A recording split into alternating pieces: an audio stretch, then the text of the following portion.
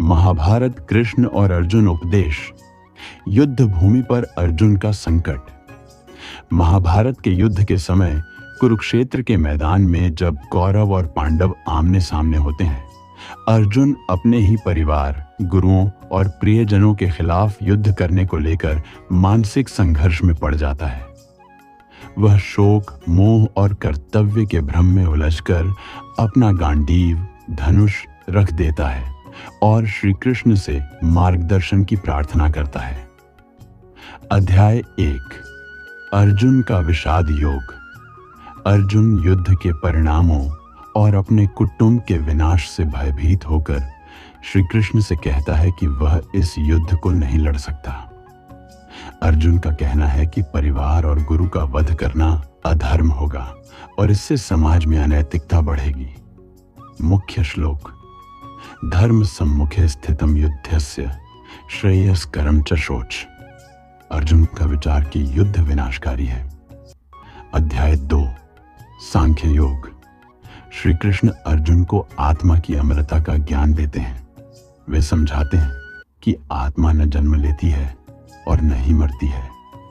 अर्जुन का कर्तव्य युद्ध करना है क्योंकि वह क्षत्रिय है। श्री कृष्ण कर्मयोग का सिद्धांत बताते हैं जिसमें फल की अपेक्षा किए बिना अपने कर्तव्य का पालन करना श्रेष्ठ है। मुख्य श्लोक। कर्मण्येवाधिकारस्ते मा फलेषु कदाचन। तुम्हारा अधिकार केवल कर्म करने में है, फल में नहीं। अध्याय 3। कर्म योग। इस अध्याय में श्री कृष्ण कर्म के महत्व को समझाते हैं। वे कहते हैं कि निष्काम कर्म योग का पालन करते हुए व्यक्ति संसार को बेहतर बना सकता है। सभी जीव भगवान की योजना का हिस्सा हैं और हमें अपने कर्म के माध्यम से इसे पूर्ण करना चाहिए। मुख्य श्लोक। नियतं कुरु कर्म त्वं कर्म ज्यायो ह्यकर्मण। कर्म करना आवश्यक है क्योंकि निष्क्रियता से पतन होता है। अध्याय 4। ज्ञान कर्म संन्यास योग। कृष्ण अर्जुन को बताते हैं कि यह ज्ञान शाश्वत है और उन्होंने इसे पहले भी मानवता को दिया है। वे कहते हैं कि जो व्यक्ति अपने कार्य को ईश्वर को समर्पित करके करता है वह बंधन से मुक्त हो जाता है। मुख्य श्लोक। यदा यदा हि धर्मस्य ग्लानिर्भवति भारत। जब जब धर्म की हानि और अधर्म की वृद्धि होती है तब तब मैं प्रकट होता हूं। अध्याय 5। कर्म संन्यास योग। श्री कृष्ण बताते हैं कि संन्यास और कर्मयोग दोनों ही मुक्ति के मार्ग हैं, लेकिन कर्मयोग श्रेष्ठ है। जीवन में संतुलन बनाकर चलने वाला व्यक्ति अपने कर्तव्यों को निभाते हुए भी मोक्ष प्राप्त कर सकता है। मुख्य श्लोक। संन्यासस्तु महाबाहो दुःखमाप्तुं योगतः। संन्यास कठिन है यदि योग के साथ नहीं है। अध्याय 6। ध्यान योग। श्री कृष्ण अर्जुन को योग और ध्यान की महिमा बताते हैं। ध्यान से मन को शांत कर आत्मा से जुड़ने का मार्ग बताया गया है। जो व्यक्ति ध्यान करता है वह संसार के मोह से ऊपर उठ जाता है। मुख्य श्लोक। योगस्थ कुरु कर्माणि संगम त्यक्त्वा धनंजय। योग में स्थिर होकर कर्म करो। अध्याय 7। ज्ञान विज्ञान योग। श्री कृष्ण कहते हैं कि वे इस ब्रह्मांड की उत्पत्ति और विनाश के मूल कारण हैं। वे बताते हैं कि जो व्यक्ति सच्चे ज्ञान को प्राप्त करता है वह ईश्वर को जान लेता है। मुख्य श्लोक। मया ततमिदं सर्वं जगदव्यक्त मूर्तिना। मैं इस समस्त जगत में व्यापक हूं। अध्याय 8। अक्षर ब्रह्म योग। अर्जुन ईश्वर के स्वरूप और मोक्ष के मार्ग के बारे में पूछता है। श्री कृष्ण बताते हैं कि ईश्वर की भक्ति से ही मोक्ष प्राप्त हो सकता है। मुख्य श्लोक। सर्वद्वाराणि संयम्य मनोहृदय निरुद्ध च। सब इंद्रियों को वश में रखकर ध्यान करो। अध्याय 9। राजविद्या राजगुह्य योग। इस अध्याय में श्री कृष्ण ईश्वर की सर्वव्यापकता और उनकी कृपा का वर्णन करते हैं। वे कहते हैं कि भक्ति सबसे श्रेष्ठ मार्ग है जिससे कोई भी व्यक्ति मोक्ष प्राप्त कर सकता है। मुख्य श्लोक।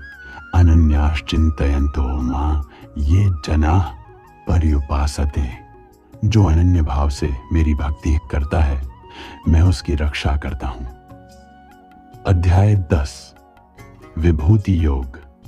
श्री कृष्ण अपनी दिव्य विभूतियों का वर्णन करते हैं। वे बताते हैं कि उनका तेज, उनकी शक्ति और उनका अस्तित्व हर जगह है। मुख्य श्लोक। अहमात्मा गुणाकेश सर्वभूताश्रय स्थित। मैं सभी जीवों के हृदय में निवास करता हूं। अध्याय 11। विश्वरूप दर्शन योग। श्री कृष्ण अर्जुन को अपना विराट रूप दिखाते हैं। यह रूप अद्भुत और भयावह है। अर्जुन समझ जाता है कि श्री कृष्ण स्वयं सृष्टि के निर्माता, पालक और संहारक हैं। मुख्य श्लोक।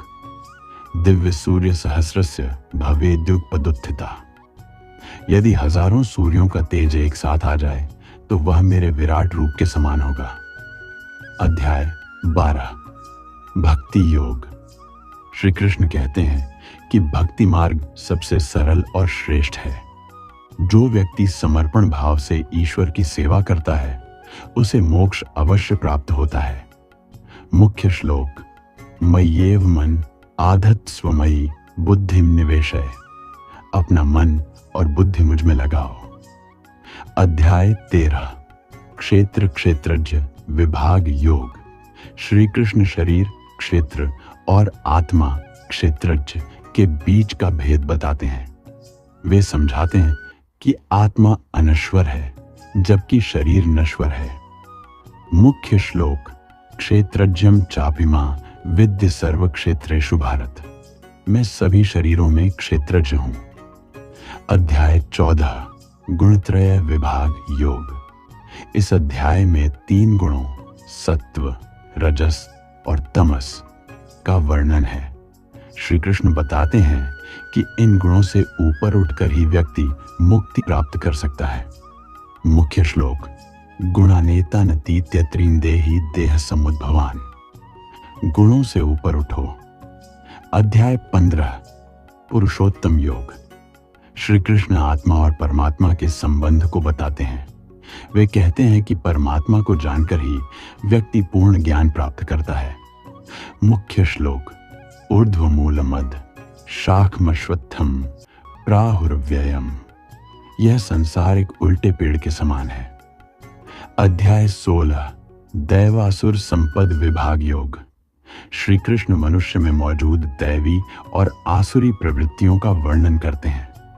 वे कहते हैं कि दैवी गुणों वाला व्यक्ति मोक्ष प्राप्त करता है जबकि आसुरी प्रवृत्ति पतन का कारण बनती है। मुख्य श्लोक। दैवी संपद विमोक्षाय निबंधाय आसुरी मता। दैवी संपत्ति मोक्ष देती है, आसुरी बंधन में डालती है। अध्याय 17। श्रद्धा त्रय विभाग योग। यह अध्याय 3 प्रकार की श्रद्धा सात्विक, राजसिक और तामसिक का वर्णन करता है।